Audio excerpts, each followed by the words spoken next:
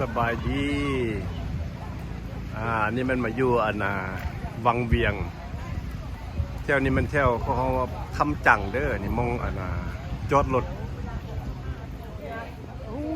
คนมาไล่มือนี้นะไล่ทุกมือคำจังกำลังฮิตกำลังดังคนกำลังมาเที่ยวเนี่ยเมืองแม่รถอันนี้มันลานจอดรถอันนี้เฉพาะแต่ลานจอดรถ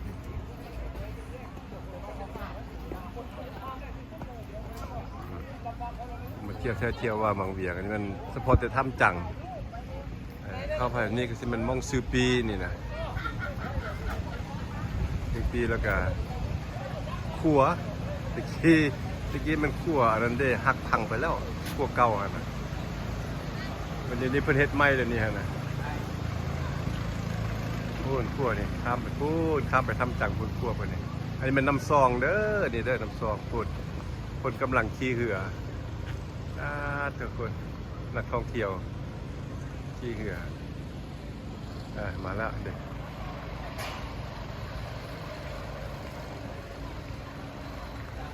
มันผูกผ้างามลายเป็นธรรมชาติที่แสนงามที่สุด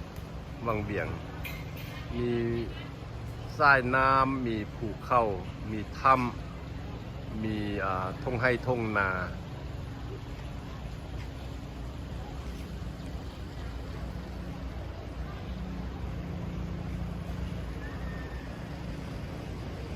โอ้ล่ะ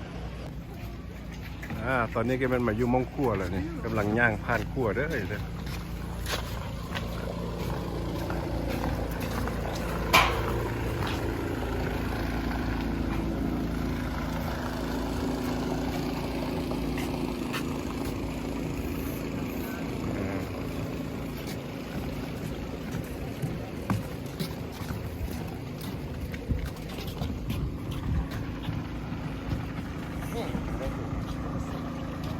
อันนั้นขึ้นไปทางเหนือพูดนะ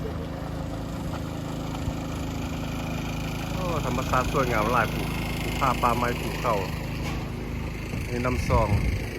ลังงามมีอะไรไปทางใต้อันเนี้ยโอ้ทางใต้คนละที่เหี่ยวไปทางใต้คน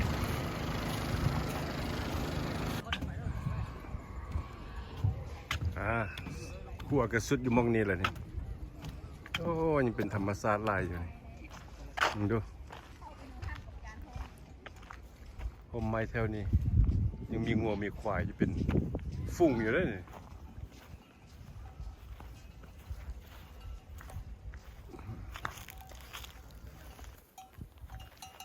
ฮัลโหลโอ้กินหญ้าแซ่บบอลนี่นะคุณนะมีความสุขแท้เนี่ยนะคุณนะมึงดูฮายสบายดีนะอันนี้มันควายโอ้นั่นก็งัวกับควายกินหญ้านำกันเย็นดีไว้อยู่แถวนี้รู้สึกว่าเป็นธรรมชาติดีนี่แหละเขาว่าในเมืองสับสนวุ่นวายออกมาเที่ยวบ้านนอกผมทุ่งไร่ทุ่งนาผ่อนคลาย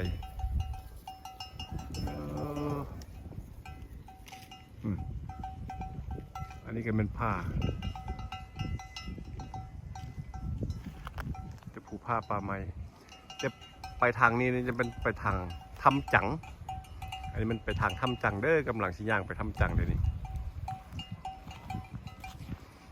นักท่องเที่ยวขึ้นมาเที่ยวถ้ำจังหลายเพิ่นว่าทุกมือนี่คนนี้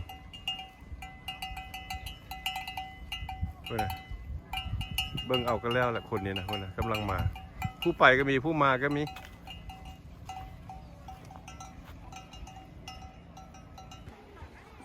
อันนี้แมนซากขั้วเก่าเด้อที่หักพังไปที่ว่านำขึ้นลำหนองสักปีได้บุจือแล้วหลายปีที่ผ่านมาแล้วขั้วเก่าที่เป็นขั้วสีส้มเดี๋ยวเพิ่นว่าขั้วสีส้มนี่นะหักพังไปแล้วเห็นแต่ซากนี่ไปพูดอันนี้เพิ่นแปลงไม้แล้วขั้วตัวนี้ ควรน้อยกูเก่าแต่ว่าก็พอใส่ให้นักท่องเที่ยวย่างข้ามไปมาได้เห็นแต่ซากเก่าแล้วขวดสีส้มนี่ก็น้ำซองทั้งคนก็เป็นหนทางย่างไปหาทำจังกำลังที่ย่างไปทำจังเลยนี่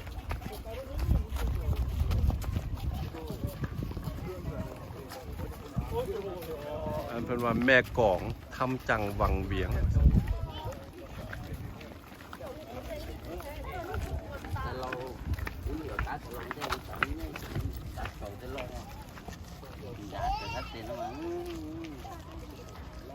โอ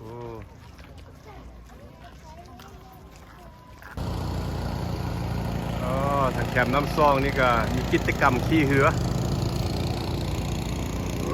ขี่มาเป็นลำดับ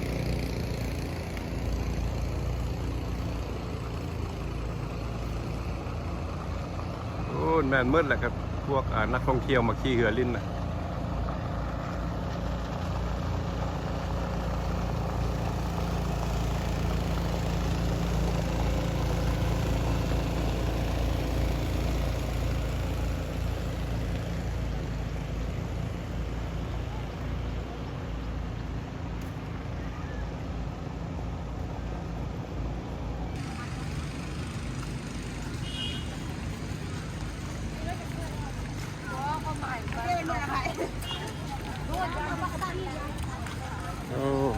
นักท่องเที่ยวกำลังจะกลับบ้าน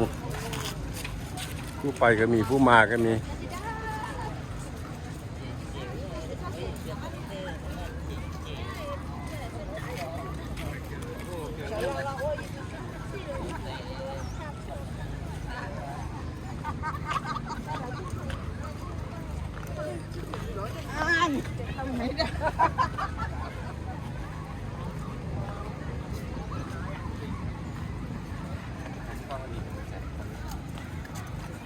ฮอตแล้วนี่ทำจังบัดนี้จะไปลอยอยู่น้ำซองตัว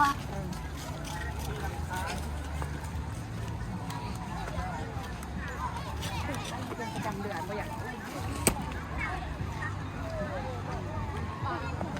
กจะทำจังมีกิจกรรมให้ลิ้นไล่เด้อนี่ได้กี่คนแล้ว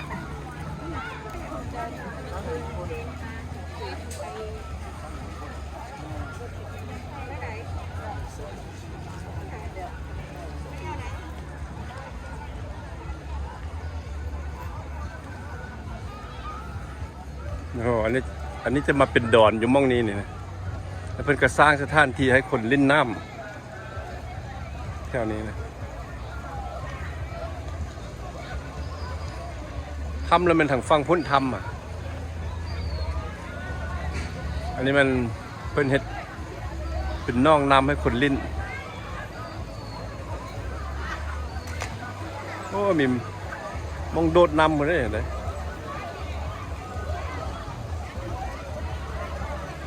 แล้วมาทางนี้มันเป็นดอนหนึ่งอยู่นี่นะระหว่างดอนตัวนี้มันอยู่ครึ่งกลางของแม่น้ำซองอันนี้เป็นแม่น้ำซองนี่ไปลงไปทางใต้พุ่นแหละอันนี้จะเป็นดอนที่ว่าพวกต่างประเทศมาตากอากาศมันนอนลิ้นตากอากาศ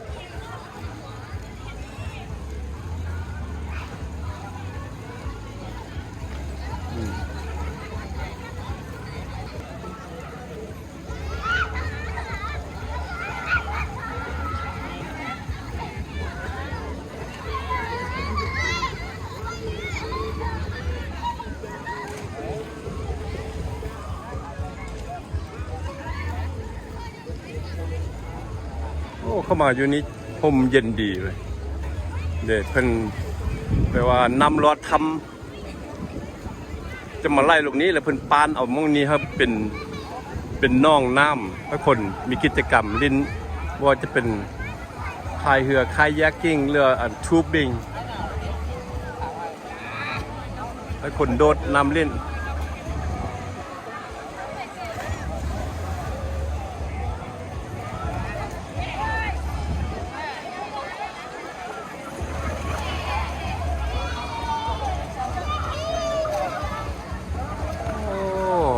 ผ้าทำจังนี่ก็สูงหลายเด้อทุกคนอันนั้นขึ้นไปนี่ก็มันจุดชมวิวอีกมองหนึ่งที่ว่าเข้าไปในถ้ำแล้วก็ออกมาเบิ่งได้เนี่ยมันเป็นแพทิโอออกมานี่เป็นระเบียงเข้าไปในถ้ำแล้วก็ออกมานี่มาเบิ่ง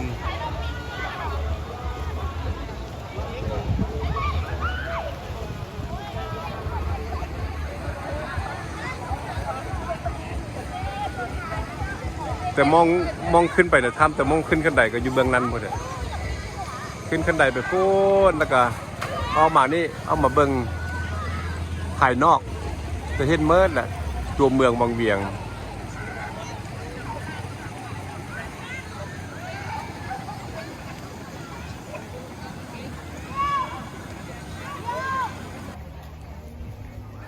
อันนี้นอกจากที่ว่าจะมาลิ้นทำจังแล้วก็ยังมี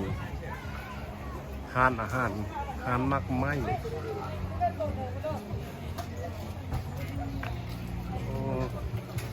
มีน้ำอ้อยสดก็มีได้นี่มีน้ำอ้อยสด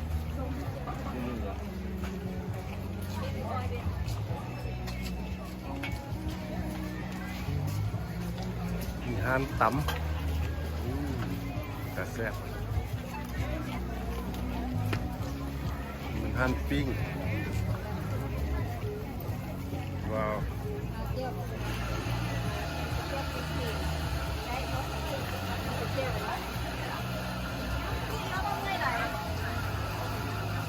กด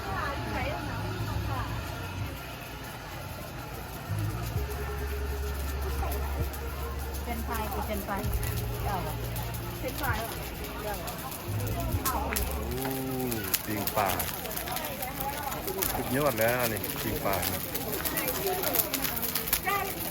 ปิงไก่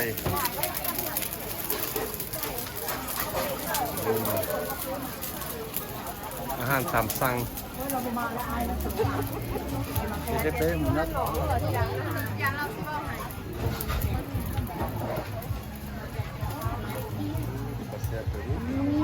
อุ้ยเบิ่งคุณอ่ะ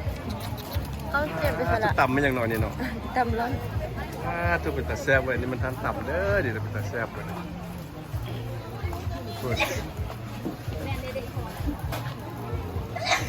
โอ้นี่จริงไส้โอ้ยงามแท้มากที่เธอมาแม่อู้นี่แหละนี่ก็เป็นถ้ำนี่แหละนี่แหละ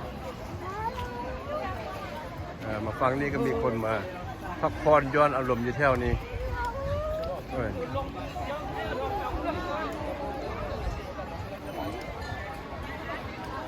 人体不光向我看齐。ไปเมิดแมนเมิดเลยแถวนั้นนะมีโฮมเย็นดี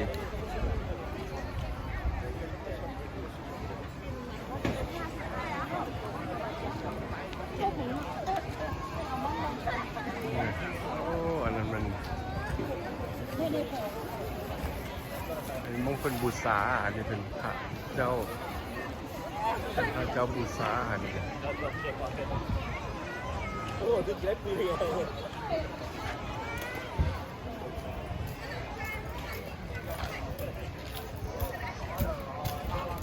มาฟังนี่กันเป็นทานอาหารกัน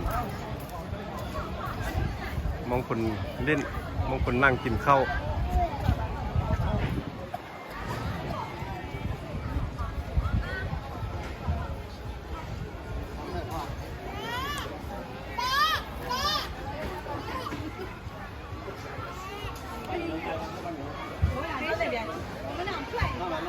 เที่ยวท่องเที่ยวธรรมชาติให้ของทุกคนทักษะอนามัยสาธารณะเพราะฉะนั้นมันกิจกรรมดิ้นน้ำ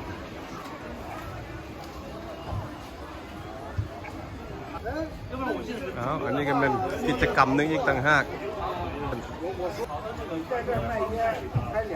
Fish massage Fish spa and fish massage 我说你中国话都能说，来了，谢谢。好的。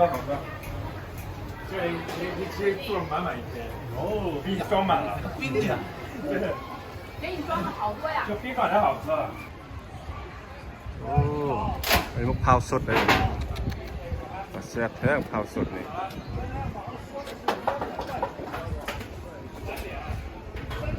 นี่ก็ห้านอาหารสุดห้านอาหารนี่ก็พุ่นแล้วบัดนี้ขึ้นทำจ่างพุ่นโลดบัดนี้ขึ้นขั้นใดเหมือนแล้วนะอันแรกจะว่าออกซื้อหรือนามว่าทำจังเป็นว่าทำจัง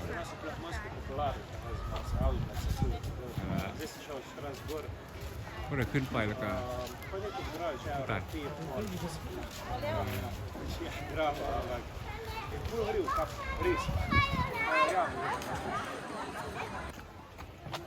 อ้าวเริ่มขึ้นทำจังแล้วนี่ก็บอกว่าจะคันเด้อบ่พอดคุณนะต้องได้นับเบิ่งว่าจะคันนี่นะไปพูดแล้วนี่ทำจัง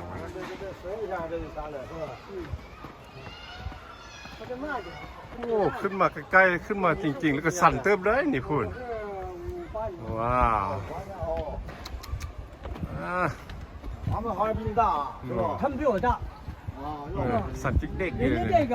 人那个瘦的那个是50年的。哇，还说这个哟？啊，瘦高个那个。 อันนี้มันจุดพักผ่อนเด้อเด้อขึ้นมาห้องนี้แล้วมันพักผ่อนอะไรนี่อู้เมื่อยจังนี่อันนี้จุดพักผ่อนที่ทัวขั้นใจนี่บนง่ายเด้อเป็นแบบนี้นะขึ้นมาเบิ้งคือโบไก่แล้วก็เบิ้งคือโบสันบัดขึ้นมาแท้ๆนี่พุทโธแต่ละคนนี่บวนุ่มบวน้อยขั้นใจฟูดฟาดตะวันเลยนั่นตัวเมืองตัวเมืองวังเวียงสายน้ำซองแล้วก็เส้นทางขั้วจากตัวเมืองมาหาฟังน้ำซองเบื้องนี้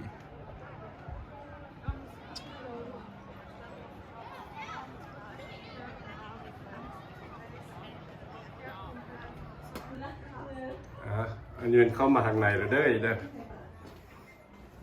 เข้ามาทางในถ้ำละ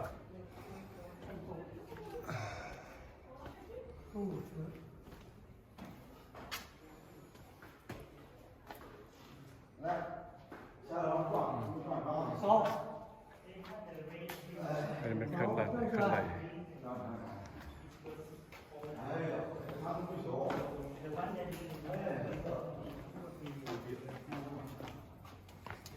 呀，这边还有。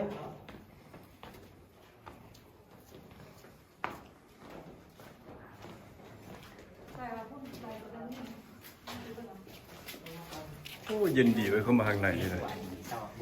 มันก็ใส่ไฟโล่งดีอยู่นี่โอ้เย็นสงบดีเลย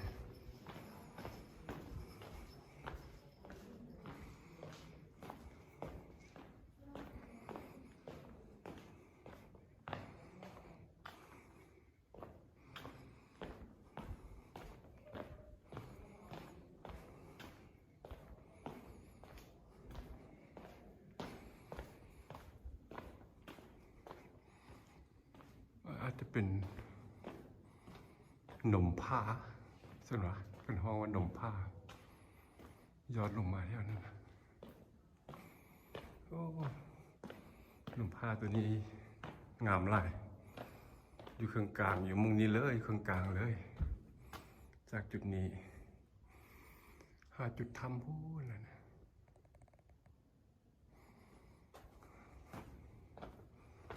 ทางต่อไปเรื่อยๆ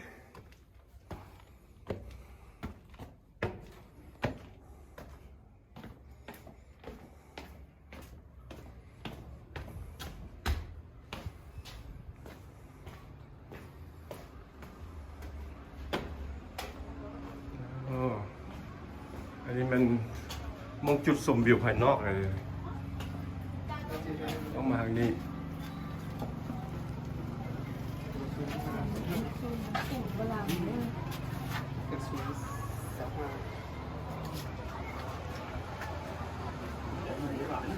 อันนี้มันพวกอยู่ทางลมพวกกิจกรรมดินน้ำ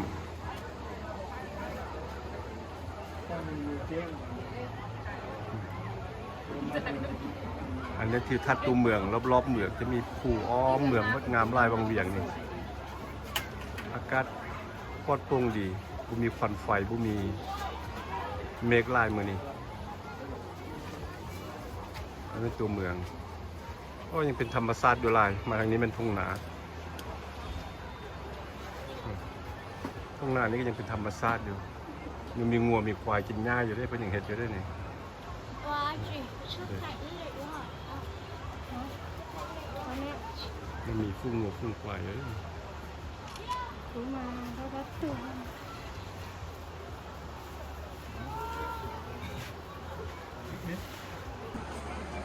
โอ้งามลายนี่รอบๆตัวเมืองให้เบิ่ง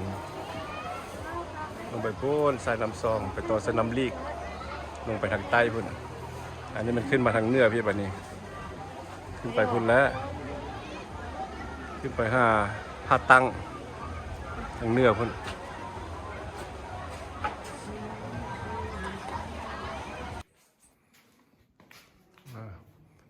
ถ้ำนี่ก็ยังอันนี้มาอีกตึงเบืองหนึ่งเด้อนี่เด้อ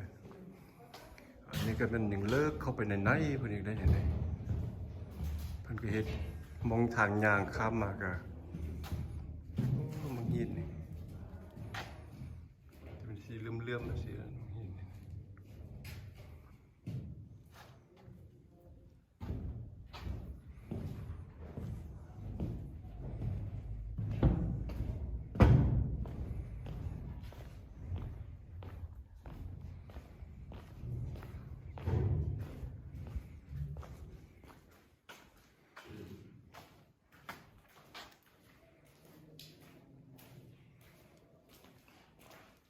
บนไว้พระ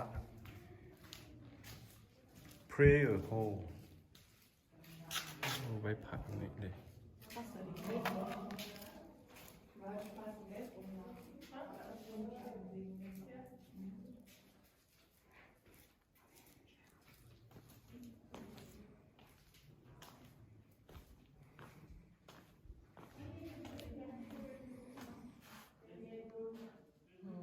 คือเพิ่นเอาสีมาทานี่นะแต่ว่าเป็นธรรมชาติเด้อดีนะสีขาวมกสีขาวแบบธรรมชาติ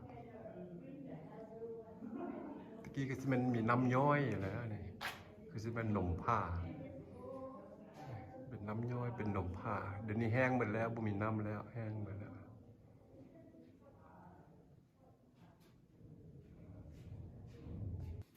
โอ้ยังยาวเข้ามาทางในเพเดอร์ทำจังนี่ยาวเข้ามาพี่ถือว่าลึกเติบเด้อเนี่ยเข้ามาในนี่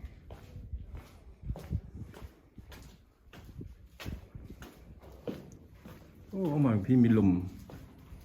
คือมันล่วงออกมองเดิมมองดึงเด้อมีลม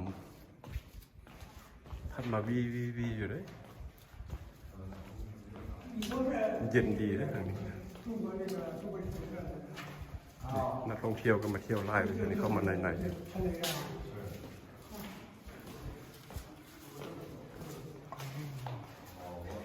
พูนออกไปไหนออกไปพูนได้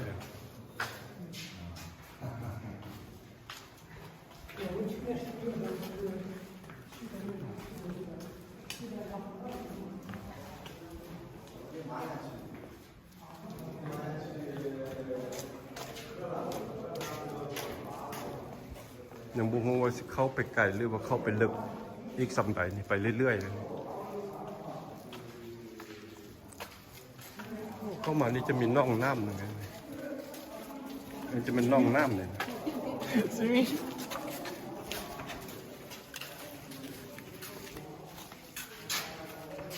เป็นบ่อน้ำน้อยๆอยู่นี่มันน้ำได้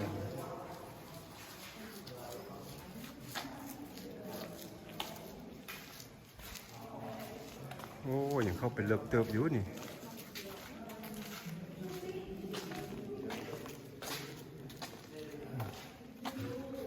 ก็สิฮอตเป็นท่านี้นี่แหละยังเข้าไปไกลอยู่ด้วยนี่พวกเจ้าเคยไปบ่ไปไกลยังไปไกลยิ่งบ่นะ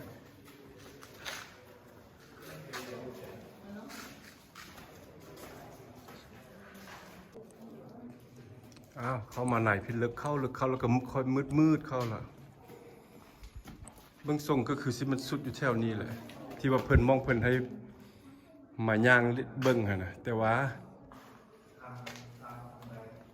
เพิ่นว่ายังมีลึกเข้าไปไหนพุ่นอีกแต่ว่าเพิ่นบ่อยากให้ไปเพิ่นยังบ่ทันมีการซ่อมแซมเพิ่นให้ฮอดแถวนี้ไฟแดงๆนั้นมันจุดห้ามแล้วนะจุดสุดละสุดมองนี้แหละแต่ยังบ่สุดเทื่อเพิ่นว่ายังสิไปต่อเรื่อยๆแต่ว่าเพิ่นฮักบ่ให้คนไปละฮอดแต่ที่นี่เลยฮอดแต่นี้แล้วก็กลับเพราะว่าเพิ่นบ่ได้ใส่ไฟหลายเพิ่นยังบ่ได้สร้างยังไปเทื่อได้เส้นทางย่างก็ลำบากยังเป็นธรรมชาติอยู่ยังเป็นมังหินสั่นๆอยู่อาจจะบุแจงแบบไหนเพราะมันมืดเพิ่นบริใส่ไฟเด้อันนี้จะเป็นนมผ้าย้อนมืดเลยครับนี่ไปพุ่นเป็นนมผ้ามืดจุดไฟแดงมันจุดจบแล้วไปสุดทันเท่านั้นแล้วก็กลับแล้ว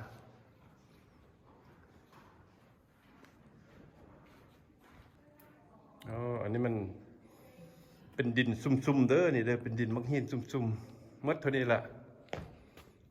บัดเนี่ยก็ได้โค้งกลับแล้วบัดนี้มันเป็นน้ำไปแล้วบัดนี้ลงไปลุ่มอาจจะไม่เห็นหรอกแต่ว่าเป็นน้ำไปพูดแล้วจะเป็นน้ำเป็นยังไปมีน้ำตอนไปมีน้ำแล้วก็อันนี้จะเป็นขี้ดินเป็นเนี่ยมังหินแบบเป็นพลานมังหินต่อไปพูดแล้วก็จะเป็นน้ำเนี่ยน้ำมันนะครับบ่อน้ำต่อบ่ได้แล้วสุดเท่านี้มีบ่อน้ำโอ้เที่ยวว่ากันไปมันก็จะได้ใส่เหือได้บาดนี้เป็นน้ำไปคน